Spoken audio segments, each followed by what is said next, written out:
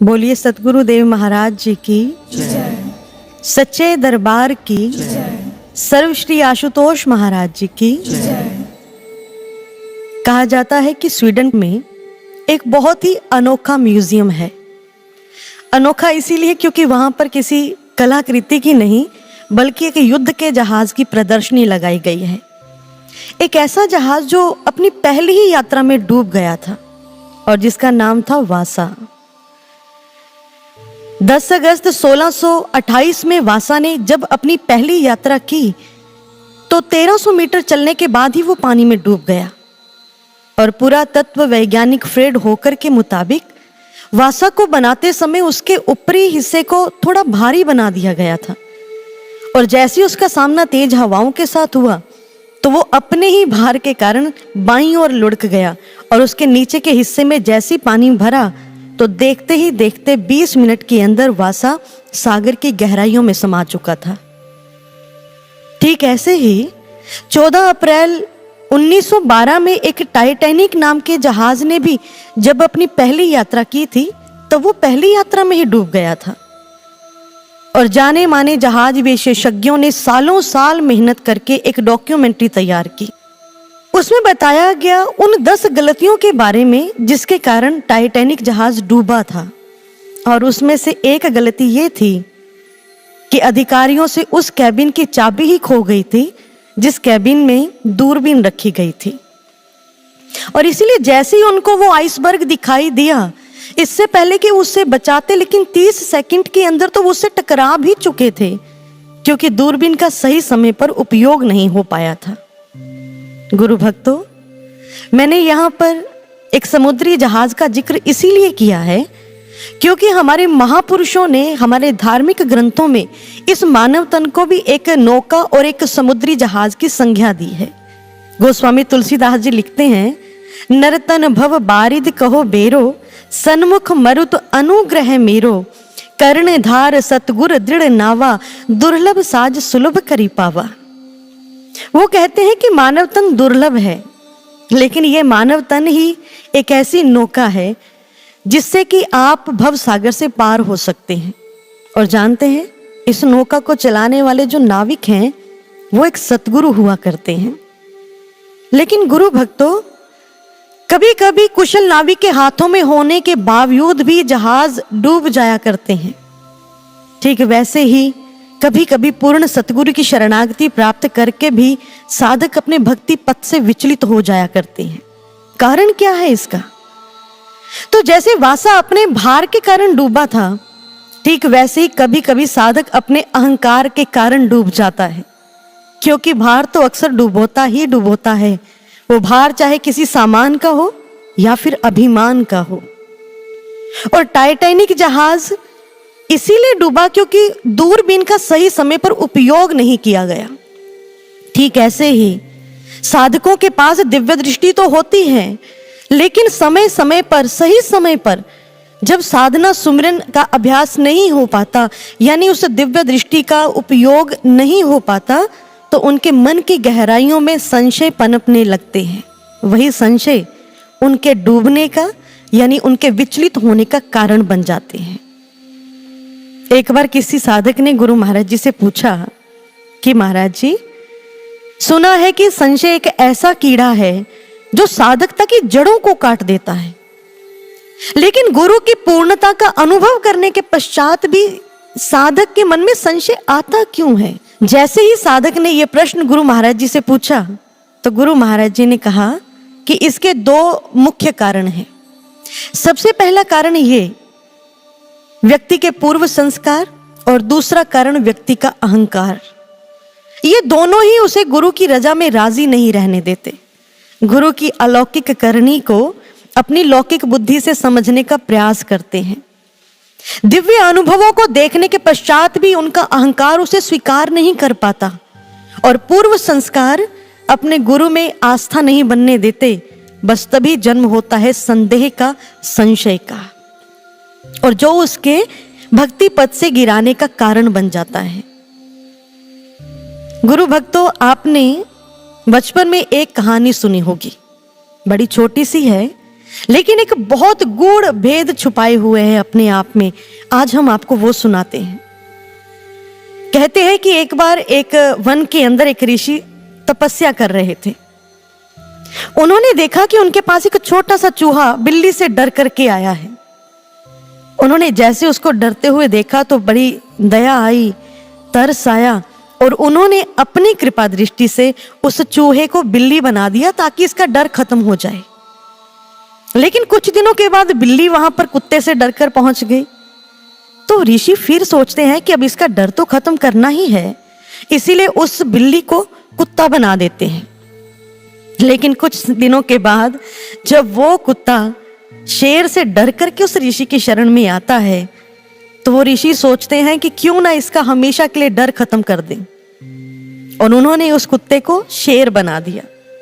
लेकिन हुआ क्या, जैसे ही वो कुत्ता शेर बना तो उसके मन में सबसे पहली बात जो आई वो यह थी कि शेर तो जंगल का राजा होता है, उससे तो सारे प्रभावित होते हैं, सारे डरते हैं। लेकिन ये ऋषि तो मेरी वास्तविकता जानते हैं, मेरी हकीकत के बारे में जानते हैं, फिर इन पर मैं अपना प्रभाव कैसे दिखा सकूंगा? तो क्यों ना पहले इसे ही खत्म कर दूं। बस इतना मन में आने की देरी थी कि वो शेर उसी समय जैसे उस ऋषि पर झपटता है तो ऋषि भी उसके मन की मंशा को जान गए थे। इसीलिए उसी समय कहते पुनः मुष्का भव, इतना कहकर के वो उस शेर को दोबारा से चूहा बना देते हैं। अब यहां समझने वाली बात क्या है, उस शेर को घमंड हो गया था अपनी ताकत का, अपनी शक्ति का, और साथ ही साथ मैं कुछ भी कर सकता हूं ऐसा संदेह, ऐसा संशय भी उसके मन में आ गया था। अब यही दोनों वजह बनी उसकी दोबारा से चूहा बनने की। और श्री गुरुदेव महाराज जी कहते हैं कि जब साधक भी गुरु की कृपा को भूल जाता है और अहंकार वश अपने आप को कुछ समझने का संशय पाल लेता है, बस तभी उसका पतन शुरू हो जाता है। इसलिए किसने बहुत खूब कहा, मंजिल के करीब आकर कोई क्यों रुक जाता है, संघर्षों को पार करके कोई क्यों थक जाता है, करीब सतगुरु के रहने वाला क्यों उनसे दूर हो जाता है। ऐसा होता इसीलिए क्योंकि इंसान अपनी औकात भूल जाता है, अहंकार के कारण खुद को खुदा समझने लग जाता है, अहम वश सतगुरु की लीला वो समझ नहीं पाता है। ऐसा इसीलिए होता जब व्यक्ति अपनी औकात भूल जाता है। लेकिन आइए आज हम सब मिलकर इन्हीं विचारों पर थोड़ा विचार करेंगे कि कैसे एक साधक के जीवन में ये अहंकार और संशय उसकी साधकता का नाश कर देते हैं। हाँ, और साथ ही साथ ये भी जानेंगे कि कैसे एक सच्चा साधक अपनी साधकता के बल पर इन दोनों का भी नाश कर देता है, इन्हें भी नष्ट कर देता है। आज हम इस पर चर्चा करेंगे। कहा जाता है कि एक बार स्वामी रामकृष्ण परमहंस जी सागर के किनारे घूम रहे थे अपने शिष्यों के साथ। उन्होंने देखा कि वहां पर कुछ मछुआरे मछलियां पकड़ रहे हैं, और जैसे उन्होंने मछलियों को पकड़ा तो रामकृष्ण जी देखते हैं कि कुछ मछलियां जाल में फंसते ही बंधन को स्वीकार कर चुकी थी, यानी निश्चल पड़ी थी। लेकिन कुछ मछलियां अभी भी हाथ पांव मार रही थी, छूटने का प्रयास कर रही थी, लेकिन मार्ग नहीं मिल रहा था, इसीलिए उन्होंने भी बंधन को स्वीकार कर लिया। लेकिन बाकी जो मछलियां थी वो अभी भी सागर में स्वच्छंद घूम रही थी। रामकृष्ण परमहंस जी ने जैसे उन मछलियों को देखा तो उन्होंने अपने शिष्यों को कहा कि ठीक इसी प्रकार से 3 श्रेणियों के शिष्य होते हैं। उन्होंने अपनी वर्तमान स्थिति के अनुसार समझाया, लेकिन हम अपनी आज की चल रही वर्तमान स्थिति के अनुसार समझने का प्रयास करेंगे। सबसे पहले वो मछलियां जिन्होंने जाल में फंसते ही बंधन को स्वीकार कर लिया, यानी सबसे पहले वो साधक, वो शिष्य जिन्होंने गुरु महाराज जी के समाधि जाने वाले दिन से ही इस बात को मन में सोच लिया था कि अब महाराज जी वापस नहीं आएंगे, उनकी समाधि को पूर्ण विराम समझ लिया उन्होंने। पहली श्रेणी के साधक वो हैं जो ये कहते हैं कि जीवन की सत्यता यही है कि जो आया है वो तो जाएगा। फिर आप इस सच्चाई को स्वीकार क्यों नहीं करते कि अब महाराज जी वापस नहीं आएंगे? तो ऐसे साधकों को मैं एक बात जरूर कहना चाहूंगी कि गुरु महाराज जी की वर्तमान स्थिति समाधि है, कोई मृत्यु नहीं। इसके लिए हमारे पास ठोस आधार और अनेकों कारण हैं, वो आपको बताएंगे आज। सबसे पहला कारण कि गुरु महाराज जी के लिए समाधि में जाना कोई मुश्किल बात नहीं। एक समाधि में जाना और वापस आना उनके लिए एक बड़ी नियमित, सामान्य और सरल क्रिया है। वो कभी भी जा सकते हैं और कभी भी वापस आ सकते हैं। एक ऐसा अनुभव आपके साथ साझा करूंगी जो बिल्कुल सत्य है, प्रैक्टिकल है। ये बात है 2016 की। हरिद्वार के अंदर 3 दिन का कार्यक्रम रखा गया। अब जैसे तीसरा दिन हुआ तो साध्वी बहनों के पास एक व्यक्ति आए।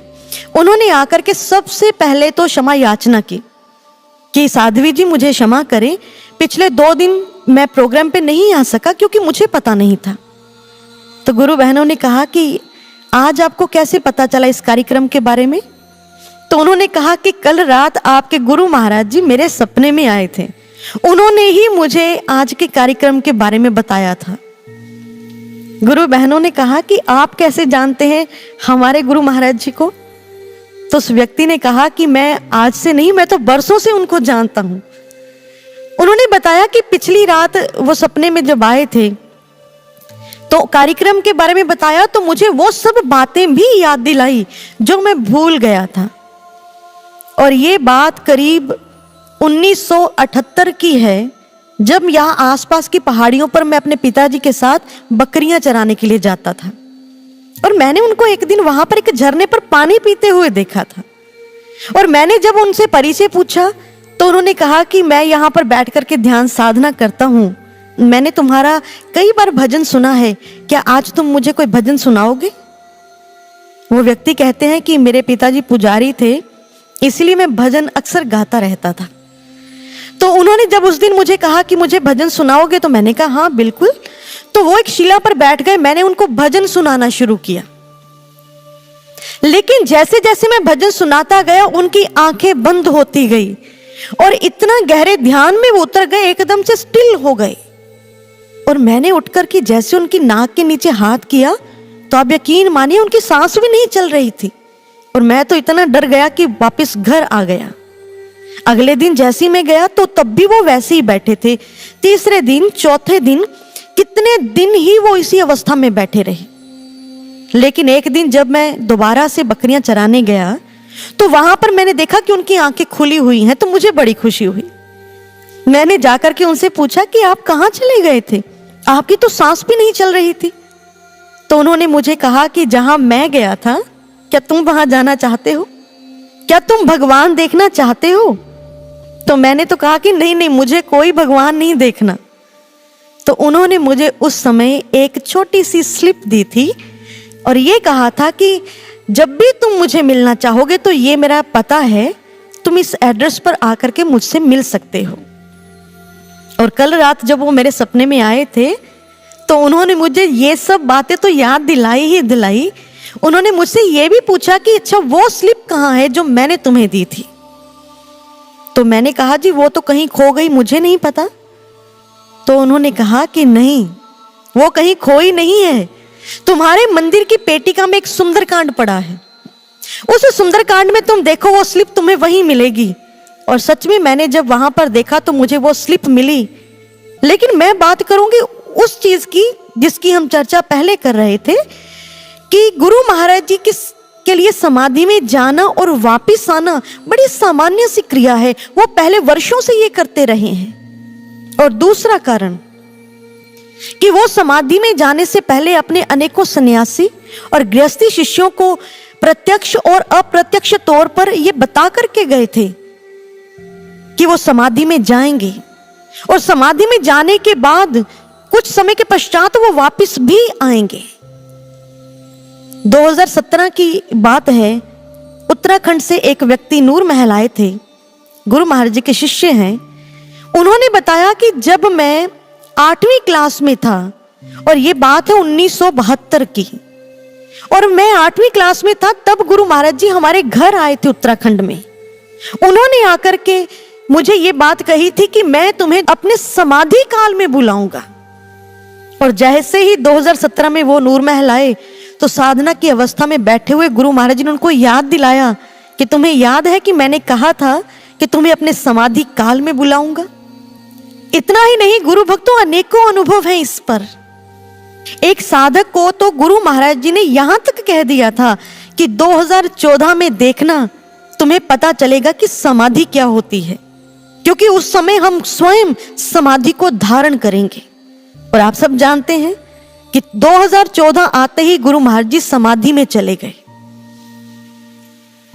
उन्होंने जाने की बात की और साथ ही साथ सबको यह भी कहा कि वो वापस भी लौटेंगे और उस समय ज्ञान का ऐसा प्रचार होगा जैसे सूखी घास को आग लगा दी जाए, ब्रह्म ज्ञान ऐसे विश्व में फैलेगा।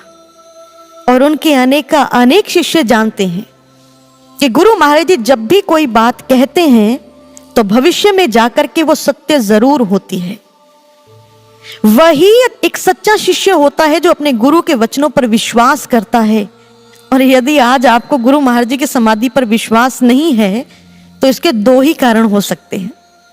सबसे पहला कारण ये कि आप गुरु महाराज जी के वचनों पर विश्वास नहीं करते, और दूसरा कारण ये कि आपको वो वचन ही याद नहीं जो गुरु महाराज जी ने हमसे कभी कहे थे। क्योंकि महात्मा बुद्ध ने एक बार अपने शिष्यों को भक्ति के 9 सूत्र बताए। स्वस्ति जो कि संघ में नया नया आया था, उसने जैसे उन सूत्रों को सुना तो मन में ये बात आई कि क्यों ना मैं इन सूत्रों को लिख लूं, क्योंकि जब चाहूं मैं इनको दोबारा से पढ़ सकता हूं। लेकिन जैसे लिखने लगा तो अब उसे पूरे के पूरे सूत्र तो याद नहीं आ रहे थे। तो सोचा कि चलो राहुल की सहायता लेता हूं। अब जैसे वो राहुल के पास गया तो राहुल ने कहा कि पूरे तो मुझे भी याद नहीं, हम आनंद के पास चलते हैं, वही हमें बताएंगे। तो जानते हैं स्वस्ति ने क्या कहा? राहुल, तुम इतने यकीन के साथ कैसे कह सकते हो कि आनंद को सब कुछ याद होगा? तो राहुल ने कहा था क्योंकि आनंद बुद्ध के सच्चे शिष्य हैं और वो बुद्ध को सुनते नहीं बल्कि उनको ग्रहण करते हैं, उनको पीते हैं, इसीलिए उनको सब कुछ याद होगा। तो गुरु भक्तों, महाराज जी ने समाधि जाने से पूर्व हमें भी तो कुछ भक्ति के सूत्र दिए थे। चलिए आज आपका एक छोटा सा इंटरव्यू लेते हैं जिसमें ये जानेंगे कि आपको वो सूत्र याद है या नहीं। डालिए जरा बुद्धि पर भार, क्या अपने इंटरव्यू के लिए सभी हैं तैयार? जिस पर रहती सतगुर की आस, परखूंगा तुम्हारा विवेक और विश्वास। मानव कल्याण का उठा के भार सारा, लाऊंगा विश्व शांति दिव्य ज्योति के द्वारा। बुद्धि के तराजू पर क्यों भक्ति को तोला, शंका नहीं श्रद्धा रखना गुरुवर ने था बोला। यूं तो बहुत कहानियां रटी होंगी दुनिया जहान की, यूं तो बहुत कहानियां रटी होंगी दुनिया जहान की, लेकिन सच सच बताना ये बातें किस किस को याद थी?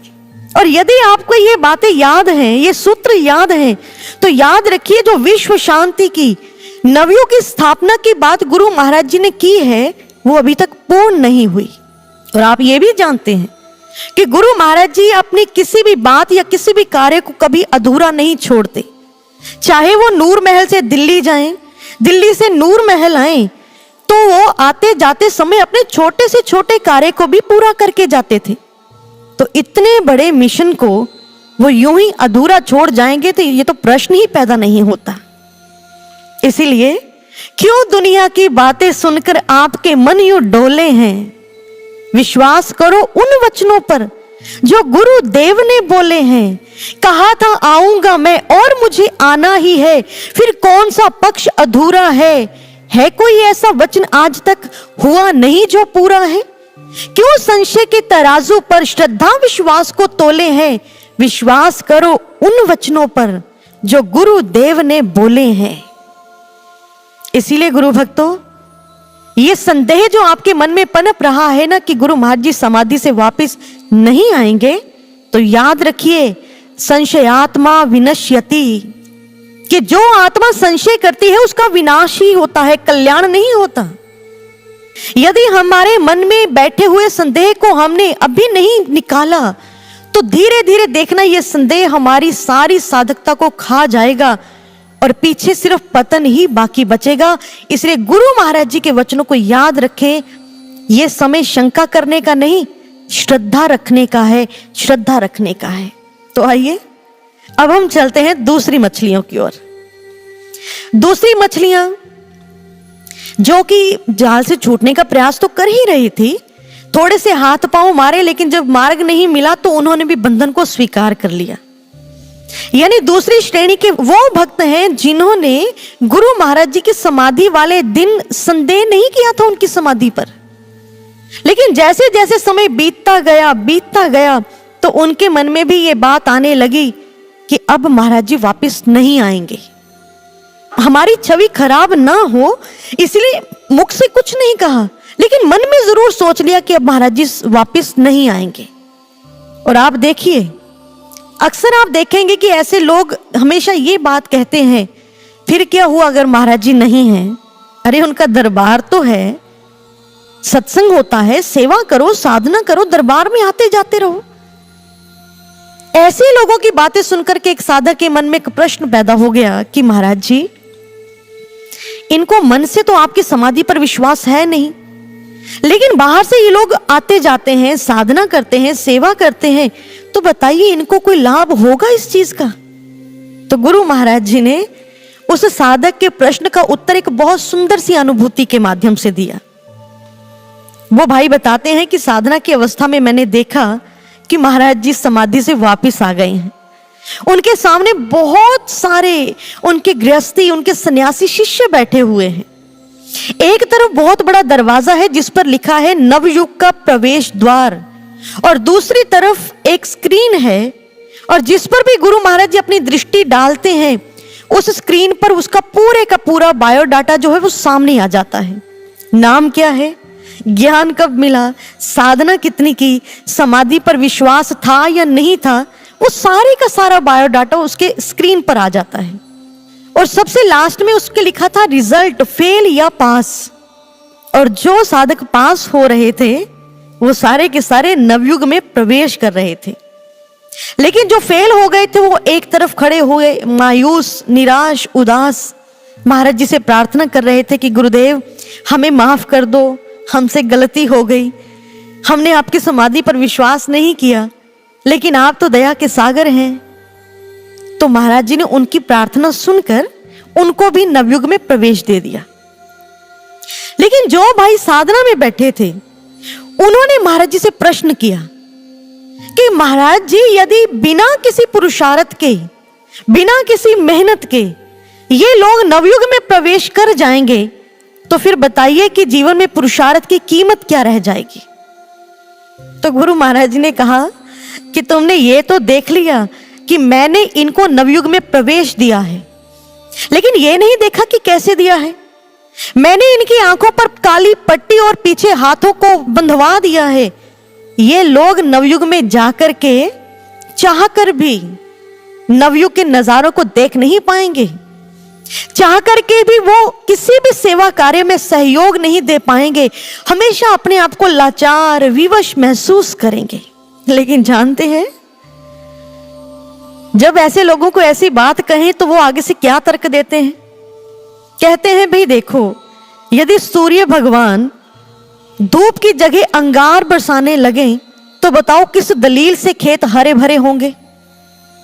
ये कैसी समाधि है महाराज जी की, पता ही नहीं कि वो कब वापस आएंगे, कितना समय लगाएंगे। अरे लोग हमसे प्रश्न करते हैं, हम क्या उत्तर दें उनको?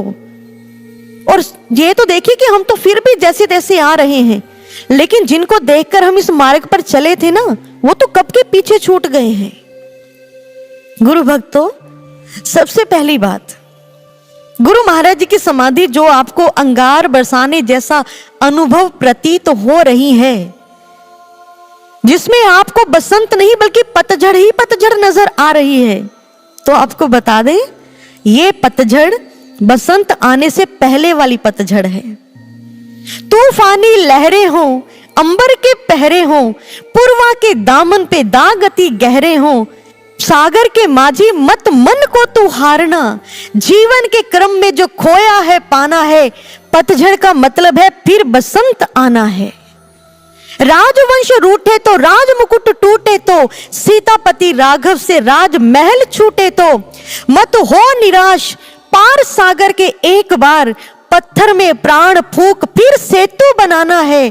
पतझड़ का मतलब है फिर बसंत आना है, फिर बसंत आना है। आप जानते हैं पुणे के पास एक मंदिर है कानिफनाथ का।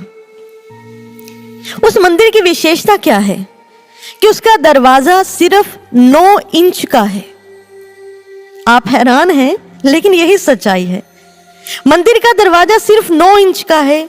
कोई भी साधक यदि अपने इष्ट का दर्शन करना चाहता है तो वो लेट करके उसी दरवाजे में से निकलेगा और कोई दूसरा विकल्प नहीं है अंदर जाने का। और जो लोग अपने इष्ट से प्यार करते हैं, प्रेम करते हैं, वो चाहे मोटे हो पतले हो, लेकिन वो उस दरवाजे से निकल ही जाते हैं। ठीक ऐसे ही ये जो परीक्षाओं का, ये जो प्रतीक्षा का दौर चल रहा है ना, जो हमें पतझड़ जैसा या अंगार बरसाने जैसा लग रहा है, इसमें से निकले बगैर गुरु महाराज जी के दर्शन करने का और कोई दूसरा विकल्प है ही नहीं, उस मंदिर के दरवाजे की तरह। इसीलिए इसमें से तो निकलना ही पड़ेगा। और दूसरी बात, आप कहते हैं कि आप लोगों को क्या उत्तर दें, लोग आपसे प्रश्न करते हैं, तो आपको बता दें कि उत्तर तो प्रश्नों के होते हैं, रहस्य का कोई उत्तर नहीं होता। रहस्य को तो सिर्फ प्रकट किया जाता है, और वो भी उन लोगों के सामने जो उनसे प्रेम करते हैं। ये प्रतीक्षा जो है ना, ये तो परीक्षा भर है उनसे प्रेम करने वालों के लिए, क्योंकि नदिया से पूछी गई उनकी प्यास, अंबर से पूछा गया उसका आकाश, लहरों से कहा गया ठहर जाने को, खाना बदोशों को कहीं बस जाने को, तलवारों से पूछी गई उनकी धार, प्रेम करने वालों से तो बस इतना ही पूछा गया, धैर्य या इंतजार। और तीसरी बात जो सबसे जरूरी है आप सबके लिए समझ लेनी, यदि आप किसी को देखकर इस मार्ग पर आए थे और किसी को देखकर के अब इस मार्ग को छोड़ने का मन बना रहे हैं, तो आपको बता दें कि इसके विषय में गुरु महाराज जी क्या कहते हैं। एक बार किसी ने गुरु महाराज जी से पूछा था कि महाराज जी, महात्मा बुद्ध का एक वाक्य सूत्र है, अप दीपो भव, यानी अपना दीपक अपना प्रकाश स्वयं बनो। इसका क्या मतलब है गुरु महाराज जी? तो गुरु महाराज जी ने एक छोटी सी कहानी सुनाते हुए इसका बहुत सुंदर उत्तर दिया था, और खास करके उन लोगों के लिए सुनना बहुत जरूरी है जो किसी को देख करके इस मार्ग पर चलते हैं, गुरु महाराज जी को छोड़कर। गुरु महाराज जी ने बताया कि एक बार 2 व्यापारी थे, दोनों पैदल पैदल यात्रा कर रहे थे। एक रात वो किसी सराय में रुके, भोजन करके विश्राम करने लगे, तो इतने में उन्होंने देखा कि एक और व्यापारी वहीं पर आता है जो दियों का व्यापार करता है। उसने भोजन किया, कुछ समय विश्राम किया, और उसके बाद उसने एक दिया निकाला और दिए में एक बत्ती डाली, तेल डाला और उसको जलाकर जैसे चलने लगा, तो जो पहले वाले 2 व्यापारी थे वो आपस में विचार करते हैं कि क्यों ना हम भी इससे एक एक दिया खरीद लें, क्योंकि हमारा रात में भी जो सफर है काफी कट जाएगा। अब दोनों में से एक व्यापारी तो था कंजूस, उसने सोचा कि मैं क्यों पैसे लगाऊं, जब ये तो खरीद ही रहा है ना, तो इसी के साथ साथ चलता रहूंगा। अब दूसरे व्यापारी ने दिया खरीद लिया। अब जैसे दिया खरीद कर जला करके दोनों चलने लगे, चलते गए, लेकिन एक चौराहा ऐसे आया गुरु भक्तों कि जब दोनों को अलग अलग दिशा में जाना था। अब जिसके पास तो दिया था वो तो चल पड़ा अपने राह पर, लेकिन जिसके पास दिया नहीं था वो अंधकार में वहीं खड़ा रहा और पश्चाताप करता रहा कि मैंने दिया क्यों नहीं खरीदा। गुरु महाराज जी ने इस कहानी को सुना करके ये समझाया कि जो लोग भक्ति पथ पर गुरु को ना देखते हुए किसी व्यक्ति विशेष को देखते हैं, उससे प्रभावित होकर के चलते हैं, तो वो अक्सर एक ना एक दिन ऐसे ही धोखा खाते हैं जैसे व्यापारी खा गया। क्योंकि देखा देखी भक्ति का कबहू न चढ़सी रंग, विपत्ति पड़े जो छोड़ सी, केंचुली तजिस भुजंग। यानी देखा देखी करके, यानी किसी को देख करके आप चाहें कि आप पर भक्ति, सच्ची भक्ति का रंग चढ़ जाए, तो कभी नहीं हो सकता। ऐसा व्यक्ति कभी भी विपत्ति के समय गुरु घर को छोड़ सकता है, जैसे कि सांप केंचुली को छोड़ देता है, त्याग देता है। ठीक ऐसा व्यक्ति जो किसी को देखकर इस मार्ग पर चलता है, वो कभी भी इस मार्ग को छोड़ सकता है। इसीलिए गुरु भक्तों, गुरु महाराज जी समझाते हैं कि ये मार्ग अपने आप का है, किसी के द्वारा नहीं है। क्या किसी को शुगर होने के बाद आप चीनी खाना, मीठा खाना छोड़ देते हैं? या किसी का एक्सीडेंट हो जाए तो आप सफर करना छोड़ देते हैं? जैसे एक बार किसी मछुआरे से किसी ने कहा कि मैंने सुना है कि आपके बाप दादा जो थे वो सागर के समुद्री तूफान में ही मरे थे, लेकिन फिर भी आप वही काम कर रहे हैं, आप इस काम को छोड़ क्यों नहीं देते? तो उस मछुआरे ने कहा, अच्छा ये बताइए कि आपके दादाजी की मृत्यु कहां पर हुई थी और कैसे हुई थी? उस व्यक्ति ने कहा कि वो तो घर पर चारपाई पे लेटे लेटे बीमार थे, तो ऐसे ही बस चल बसे। मछुआरे ने कहा, अच्छा आपके पिताजी की मृत्यु कैसे हुई? उस व्यक्ति ने कहा कि वो भी घर पर बस बेड पर लेटे लेटे चल बसे थे। तो मछुआरे ने कहा, अच्छा फिर उसके बाद क्या आपने बेड छोड़ करके जमीन पर सोना शुरू कर दिया? क्योंकि आपके बाप दादा तो बेड पर चारपाई पे मरे थे ना। तो वो व्यक्ति चुप हो गया, उसके पास कोई जवाब नहीं था।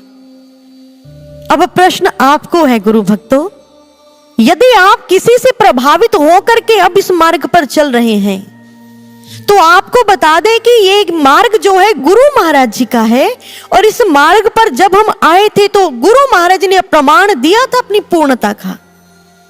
तूने सतगुरु पाया पूरा है, गुरु ज्ञान कराया पूरा है, देख संत और ग्रंथ प्रमाण वो अनुभव भी करवाया पूरा है। जब पूरा है खेवन हारा, तो क्यों विश्वास अधूरा है? ये आपके लिए प्रश्न है।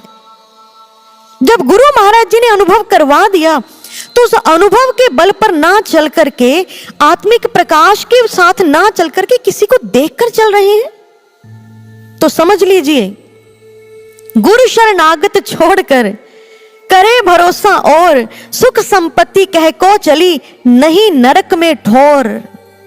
ध्यान से समझिए इस बात को। जो गुरु की शरणागति छोड़ करके, गुरु को छोड़ करके, गुरु ज्ञान से प्रभावित ना हो करके दूसरों के भरोसे इस मार्ग पर चलते हैं, तो उनको जीवन में सुख संपत्ति तो कभी मिलती नहीं, आगे नरक में भी ठोर नहीं मिलता। इसलिए यदि इस नरक से बचना चाहते हैं तो अपने आत्मिक प्रकाश से आगे बढ़िए, अपने अनुभव के आधार पर विश्वास से आगे बढ़िए। लेकिन कुछ प्रेमी कहते हैं, अब किसका दिल करता है नरक में जाने को? लेकिन क्या करें, जीवन में कर्म संस्कार ही कुछ ऐसे आ जाते हैं जिसकी वजह से गुरु भक्ति से, गुरु मार्ग से कई बार व्यक्ति टूट जाता है। हाँ, यदि हमें महाराज जी बता दिया करे पहले, तो हम सावधान होकर किस मार्ग पर चल सकते हैं। लेकिन आपको याद दिला दें, कितनी बार हमने गुरु महाराज जी के मुखारविंद से सुना है, साधना करो, सुमिरन करो, सेवा करो, डटकर स्वाध्याय करो, श्रेष्ठ चिंतन रखो, समय भयंकर आने वाला है। तो ये सब बातें क्या थी? ये समझाना ही तो था, ये सावधान ही तो कर रहे थे वो हमें आज के समय के लिए। जिन लोगों ने उस समय उनकी इन आज्ञाओं को नजरअंदाज किया, दरकिनार किया, वही लोग इस मार्ग से गिरे और वही गिरेंगे। जैसे एक बार एक बकरी के पीछे कुछ शिकारी कुत्ते पड़ गए। बकरी भागती हुई जाती है और एक बेल के पीछे छुप करके अपनी जान बचाती है। कुत्तों को बकरी दिखाई नहीं दी, इसीलिए कुत्ते थोड़ा आगे निकल गए, और जैसी बकरी ने देखा भी कुत्ते तो चले गए, निश्चिंत हो गई। अब उसे हरी हरी बेल दिखाई दे रही है, उसका मन ललचा पड़ा उस बेल को खाने के लिए। धीरे धीरे उसने बेल को खाना शुरू किया, खाती गई, और जैसे ही वो बेल पूरी खत्म हो गई, तो अब वो सहारा तो खत्म हो गया था जिसके सहारे बकरी छिपी हुई थी। अब कुत्तों को बकरी दिखाई देने लगी। जैसे ही कुत्तों ने देखा बकरी सामने है तो दौड़ करके उन कुत्तों ने उस बकरी को नोच नोच कर खा लिया। गुरु भक्तों, चाहे आप सन्यासी हैं तो चाहे आप गृहस्थी हैं, लेकिन जो भी कहीं भी गुरु महाराज जी के बनाए हुए नियम और सिद्धांतों की हत्या कर देता है, हत्या मतलब कि हमारे खाने पीने, पहनने, बोलने में, साधना करने में, उठने में जो भी नियम गुरु महाराज जी ने बनाए हैं, जब हम उनको नहीं मानते, जब हम उनके मुताबिक नहीं चलते, तो ये मानो एक तरह की उन नियमों की, उन सिद्धांतों की हत्या ही है। इसलिए जो अपने गुरु के नियमों की हत्या करते हैं वही शैतान रूपी शिकारी का शिकार बनते हैं। महात्मा बुद्ध के एक शिष्य थे, उनकी हालत कुछ ऐसी थी। उनकी खुद की आंख में मोतियाबिंद था, लेकिन वो तस्वीर प्रभु की धुंधली बता रहा था। उसको खुद नाचना नहीं आता था, लेकिन टेढ़ा वो जमीन को बता रहा था। और जाकर के एक दिन बुद्ध को कहने लगा, तथागत, कितने वर्ष हो गए मुझे यहां पर आए हुए, लेकिन मेरे जीवन में कोई परिवर्तन नहीं, कोई मानसिक शांति ही नहीं है। और मुझे तो लगता है कि यदि मैं यहां और रुका तो पानी को मथने जैसा हो जाएगा, इसलिए मैं यहां से जाना चाहता हूं। बुद्ध आज उसे देख रहे थे और मन ही मन सोच रहे थे कि कोई एक मुझे ऐसी संभावना की खिड़की मिल जाए जिससे कि मैं इसके हृदय में प्रवेश कर जाऊं, इसको रोक सकूं यहां से जाने के लिए। लेकिन उस साधक, उस भिक्षु के अंदर तो एक छेद भी नहीं था जहां से बुद्ध प्रवेश कर पाते। इतना कहकर के वो भिक्षु तो उठकर चला गया, ना तो प्रणाम किया, ना ही कोई आज्ञा ग्रहण की, बस मन मर्जी से सब बोला और चला गया। दहलीज लांघ गया आपकी और हमारी दृष्टि से, लेकिन बुद्ध की दृष्टि से नहीं। उनकी उम्मीद की दहलीज अभी भी कायम थी। वो अभी भी उम्मीद लगाए थे कि वो कभी तो वापस आएगा। जानते हैं कैसे? एक बार एक बाप और बेटे में झगड़ा हो गया। बेटा झगड़ करके घर से चला गया, मैं आपके साथ नहीं रहूंगा, आप हमेशा मुझे टोकते रहते हैं, डांटते रहते हैं। अब जैसे ही वो घर छोड़कर चला गया, लेकिन कुछ दिनों में ही उसको एहसास हो गया कि अपने पिता के पास अपने आप को सुरक्षित महसूस करता था। अपने पिता के पास रहकर उसे कोई चिंता नहीं थी कमाने की, खाने की। और जब उसे ये एहसास हो गया तो कहते हैं कि वो एक रात वापस लौट आया। जैसे अपने घर वापस लौटा तो उसने देखा कि रात का समय है, लेकिन दरवाजा खुला हुआ है और उसके पिताजी जो है वो आंगन में चारपाई पे लेटे हुए हैं। जाकर के अपने पिता के पैरों में गिर गया, माफी मांगी, पिता ने गले लगा लिया, माफ कर दिया। लेकिन उस लड़के ने कहा, पिताजी इतनी रात हो गई लेकिन आपने दरवाजा क्यों नहीं बंद किया? तो पिता ने कहा, बेटे ये दरवाजा तो उसी दिन से खुला है जिस दिन तुम घर छोड़कर गए थे। मैंने सोचा यदि मैं दरवाजा बंद कर दूंगा, ना जाने तुम कब वापस आ जाओ और दरवाजा बंद देखकर कहीं वापस ना लौट जाओ, इसलिए मैंने ये दरवाजा बंद ही नहीं किया। सोचिए, वो तो एक सांसारिक पिता हैं जिन्होंने अपने पुत्र के लिए, बेटे के लिए दरवाजा बंद नहीं किया, और उस जगत पिता सतगुरु अपने मन के दरवाजे हमारे लिए कैसे बंद कर सकते हैं? इसीलिए बुद्ध अभी भी उम्मीद लगाए थे कि वो वापस आएगा, लेकिन कैसे, ये हम आगे जानेंगे। समय बीता, वो जो भिक्षु था वो संसार की दलदल में जाकर के फंस गया। शादी करवा ली, बच्चे हो गए। अब बच्चों को पालने के लिए कमाई का साधन तो कुछ था नहीं, इसलिए चोरियां करनी शुरू कर दी। जैसे ही चोरी करते करते उसका साहस बढ़ता गया, एक दिन राजा के महल में चोरी करने चला गया। और जैसे ही वहां पर पकड़ा गया तो राजा को जब ये पता चला कि ये चोर जो था ये पहले बुद्ध का भिक्षु था, तो राजा को बहुत गुस्सा आता है और कहा कि इसने दो अपराध किए हैं, इसीलिए इसको शरेआम चौराहे पर सूली पर टांग कर इसकी गर्दन काट दो। ये आदेश हुआ राजा की तरफ से। तो भिक्षु राजा के पैरों में गिर गया, कहने लगा, महाराज मुझे एक बार माफ कर दो, मैं जिंदगी भर आपकी चाकरी करूंगा। तो राजा ने कहा, जिसकी चाकरी तुझे करनी चाहिए थी तुम उसकी तो कर नहीं पाए, मेरी खाक करोगे? बिल्कुल सही तो कहा। जानते हैं जिस समय भारत के अंदर महमूद गजनवी सोमनाथ मंदिर को लूटने के लिए, तो राजा भीम ने इतना डटकर मुकाबला किया था कि गजनवी ने तीसरे दिन यह सोच लिया था कि अब मैं वापस चला जाऊंगा, ये मेरे बस की बात नहीं। लेकिन एक ही रात में कुछ ऐसा घटित हुआ कि गजनवी वापस नहीं गया।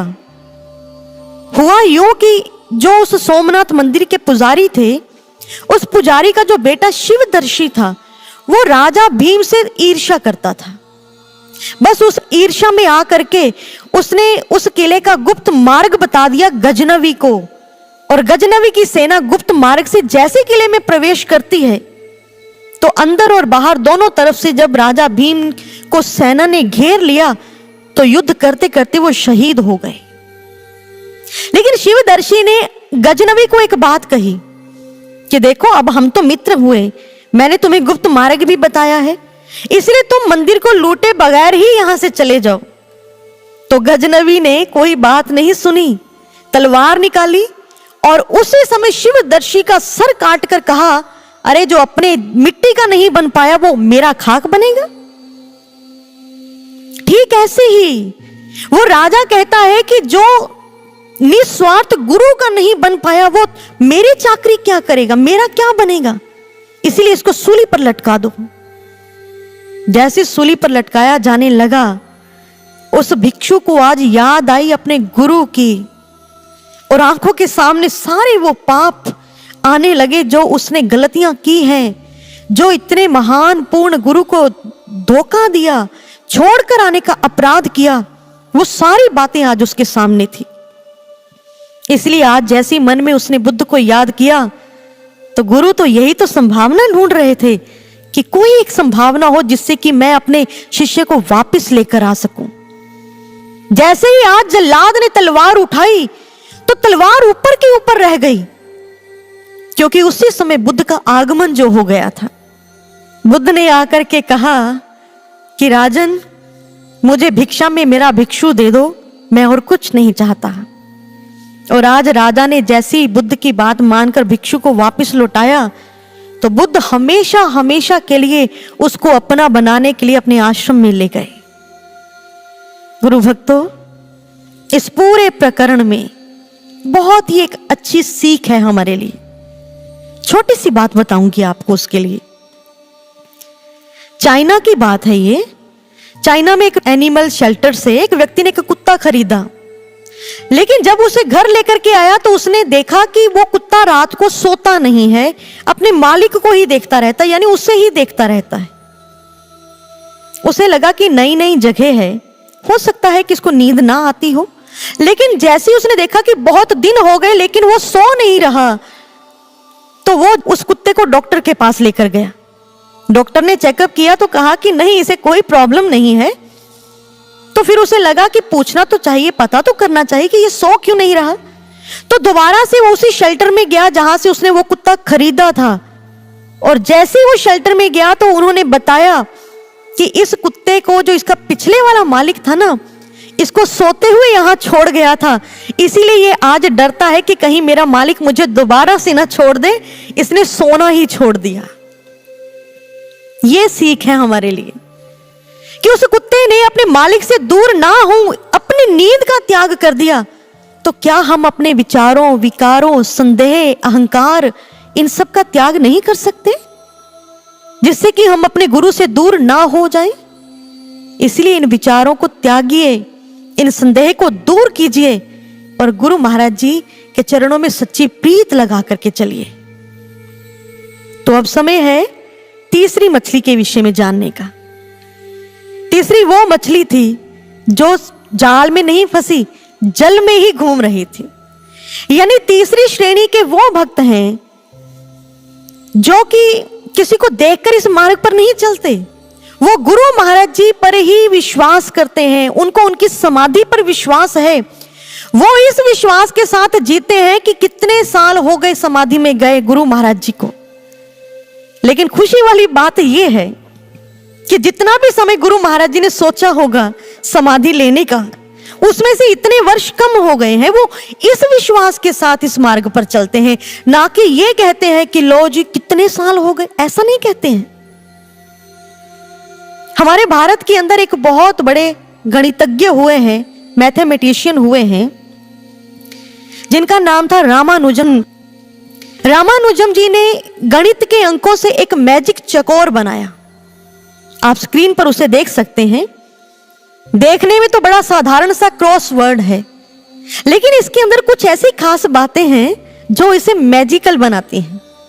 और वो ये कि यदि आप इसे दाएं से बाएं, ऊपर से नीचे या फिर चारों कोनों के अंकों को जमा करेंगे तो इसका एक ही उत्तर निकलेगा 139। है ना अद्भुत। और जानते हैं रामानुजम जी ने इस मैजिक चकोर को बनाते हुए सबसे पहले कौन से अंक लिए थे? 22, 12, 18, 87। यानी ये उनकी जन्म तिथि थी, बर्थ डेट थी उनकी, 22 दिसंबर 1887। और इन अंकों के साथ उन्होंने बाकी के अंक ऐसे मिलाए कि सब ओर से यदि वे पूर्ण होता है 139 अंक ही बनता है। ठीक ऐसे ही तीसरी श्रेणी के वो भक्त होते हैं जिनका विश्वास हर स्थिति में, हर परिस्थिति में, अनुकूल प्रतिकूल हर स्थिति में एक सा रहता है, कम नहीं होता, क्योंकि वो जानते हैं कि जिन पत्तों में क्लोरोफिल होता है वो पत्ते हरे रहते हैं, और जिनमें क्लोरोफिल खत्म हो जाता है वो पत्ते पीले पड़ के पेड़ से टूट कर गिर जाते हैं। यानी जिन साधकों में विश्वास नहीं रहता वो साधक इस मार्ग से अक्सर झड़ जाते हैं, गिर जाते हैं। इसलिए विश्वास के साथ इस मार्ग पर चलिए। एक दिन की बात है, साध्वी बहनें भजन गा रही थी और भजन के बोल कुछ इस तरह के थे। मन में है विश्वास, मन में है विश्वास मेरे आशु बाबा आएंगे। मन में है विश्वास, मन में है विश्वास मेरे आशु बाबा आएंगे, दर्शन वो दिखलाएंगे। मन में है विश्वास। साध्वी बहनों ने भजन गाया, फिर उसकी व्याख्या की। तो वहां पर बैठे हुए एक गैर उपदेशी व्यक्ति ने कहा कि बहन जी आप बुरा ना माने तो एक बात कहूं। बहनों ने कहा बोलिए। कहते हमें इस बात पर विश्वास नहीं कि आपके महाराज जी वापिस आएंगे।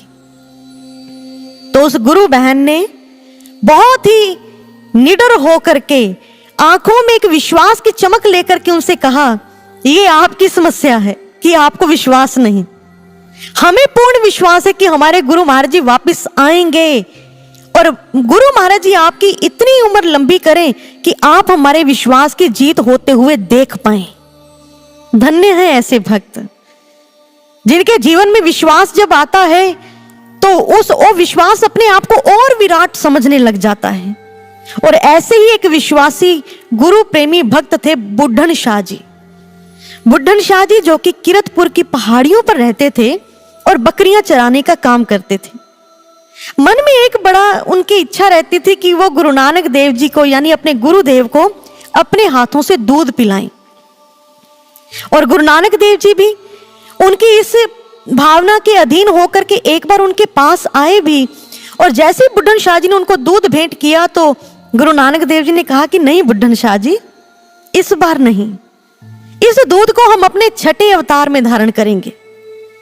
क्या तुम तब तक हमारा इंतजार कर सकते हो?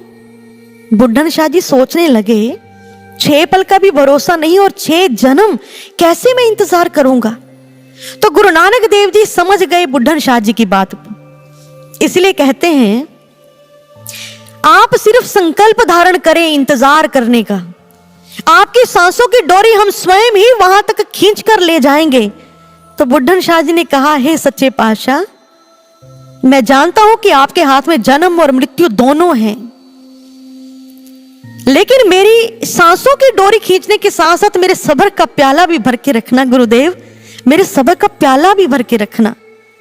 तो गुरु नानक देव जी ने आंखों ही आंखों में सहमति दी और नसीहत भी दे दी कि यदि ऐसा चाहते हो तो प्रार्थना का पल्लू हमेशा थामे रखना। गुरुदेव इतना कहकर चले गए और एक नया किस्सा शुरू हो गया इंतजार का। दिन बीते, महीने बीत गए, साल बीत गए, लेकिन बुड्ढन शाह जी अपने गुरु के वचन पर वैसे ही कायम थे, विश्वास के साथ। हर पल तेरे आउण दा इंतजार करदा हां, समाउणा चाहुंदा हां तेरे पाक कदमां विच, ताही तां जिंदगी नाल करार करदा हां। तू आउणा मेरे मत्थे दी लकीर बन के, ताही तां तेरे आउण दा इंतजार करदा हां। और ऐसा नहीं होता, पतझड़ कितना भी लंबा हो जाए लेकिन सावन तो आता ही आता है। और इधर बुड्ढन शाह जी का इंतजार पूर्ण हुआ। गुरुदेव हरगोविंद जी जैसे ही आज उनके पास पहुंचे, आकर के दूध की मांग कर दी, तो बुड्ढन शाह जी ने उसी समय कटोरा पकड़ा दिया गुरुदेव को। और जानते हैं गुरुदेव ने क्या कहा? बुड्ढन शाह, ये सिर्फ दूध का कटोरा नहीं, बल्कि ये भावना का, त्याग का, वैराग्य और इंतजार का एक प्याला है जो तुमने मुझे भेंट किया है। याद रखना, आने वाले शिष्य तुमसे सीखेंगे कि अपने गुरु को कैसी भेंट देनी चाहिए। आने वाला युग तुमसे सीखेगा। बिल्कुल सही कहा। गुरु भक्तों, बुड्ढन शाह जी तो जंग जीत गए अपने विश्वास की, लेकिन अब बारी हमारी है खुद को प्रूव और इंप्रूव करने की। हमारे पास ये प्राइम टाइम है। प्राइम टाइम मैंने इसीलिए कहा क्योंकि टीवी पर यूं तो सारा दिन बहुत सी एड्स आती हैं, लेकिन जो एड्स रात को 8 से 10 बजे के बीच में आती हैं उनकी कीमत ज्यादा होती है। कंपनी डबल रेट देकर के चैनल को उस समय अपनी एड करवाती है, क्योंकि उस समय बहुत सारे लोग टीवी देख रहे होते हैं और बहुत सारे लोगों तक उस कंपनी का विज्ञापन पहुंचता है। ठीक ऐसे ही पहले जो समय बीत गया सो बीत गया, आने वाला समय तो आएगा, लेकिन ये जो समय हमें मिला है तो हमें भी अब दोगुना प्रयास करना है टिके रहने का, ताकि हम इस प्राइम टाइम का पूरा पूरा लाभ उठा सके, अपने विश्वास को जीत सके, अपनी भक्ति को सफल कर सके। जानते हैं 1894 को एक बार लंदन से छपने वाले एक पॉल मॉल गैजेट्स नाम के न्यूज़पेपर में एक खबर छपी थी कि विक्टोरिया ने एक ही बॉल पर 286 रन बना करके पारी को घोषित किया और जीत को हासिल किया। बड़ी अविश्वसनीय सी खबर थी, लेकिन बिल्कुल सच थी। हुआ यूं कि एक बार विक्टोरिया और स्क्रैच 11 दोनों टीमों के मध्य में मैच चल रहा था। विक्टोरिया बैटिंग कर रहा था और जैसे पहली बॉल पर विक्टोरिया के बैट्समैन ने एक शॉट मारा तो वो बॉल जाकर के एक पेड़ पर फंस गई। अब बॉल जो थी वो विजिबल थी, यानी दिखाई दे रही थी, इसीलिए एम्पायर ने उसे लॉस बॉल केस बताने से भी मना कर दिया। अब जैसे जैसे जो बॉलर थे वो उस बॉल को उतारने का प्रयास कर रहे थे, तो उस समय इतना समय लग गया कि जो बैट्समैन थे वो क्रीज पर 5 से 6 किलोमीटर तक दौड़ चुके थे और 286 रन बना चुके थे। और जब तक बॉल नीचे उतरी तब तक तो वो जीत चुके थे, उन्होंने अपनी पारी घोषित कर दी थी। ठीक ऐसे ही इस जन्म में, बाकी जन्मों की बात नहीं कर रही, हम ऐसा प्रयास करें कि इसी जन्म में हम गुरु महाराज जी के साथ जो हमने बाजी प्रेम की लगाई है, इस बाजी को इसी जन्म में जीत कर जाएं। और आपको तो खुश होना चाहिए, आप एक भजन भी सुन रहे थे कि कलयुग के जाने का और नवयुग के आने का जो समय है निकट आ रहा है। आपको खुश होना चाहिए कि गुरु महाराज जी जिस नवयुग को लेने गए हैं उसका समय निकट आता जा रहा है। नवयुग का शंखनाद होने वाला है, और ये मैं नहीं, बहुत सी भविष्यवाणियां भी कहती हैं। इसीलिए प्रसन्नता के साथ आगे बढ़िए, खुशी के साथ आगे बढ़िए कि गुरु महाराज जी का दिव्य आगमन होने वाला है, क्योंकि उनका हर कार्य तो दिव्य है। सन 84 में दिव्य गुरु का हुआ पंजाब में पधारना और 91 को कर दी उन्होंने दिव्य ज्योति की संस्थापना। 94 में साहित्य में दिव्य संदेश और दिव्य ज्ञान दिया और 8 में जट खोड़ का दिव्य धाम था नाम किया। 9 में हम सब ने दिव्य उद्बोधन का जो रस था चखा, 10 और 12 में गुरुवर ने दिव्य शांति महोत्सव था रखा। 13 में नूर महल आश्रम को दिव्य ग्राम बनाया और 14 में दिव्य गुरु ने दिव्य समाधि में ध्यान लगाया। जब सब कुछ दिव्य है उनका भक्तों, तो क्यों करते हो उदास मन? देखना वो सन भी जल्दी आएगा जब होगा दिव्य गुरु का दिव्य आगमन, जब होगा दिव्य गुरु का दिव्य आगमन, जब होगा दिव्य गुरु का दिव्य आगमन। तो बोलिए सतगुरु महाराज जी की, सच्चे दरबार की, सर्व श्री आशुतोष महाराज जी की।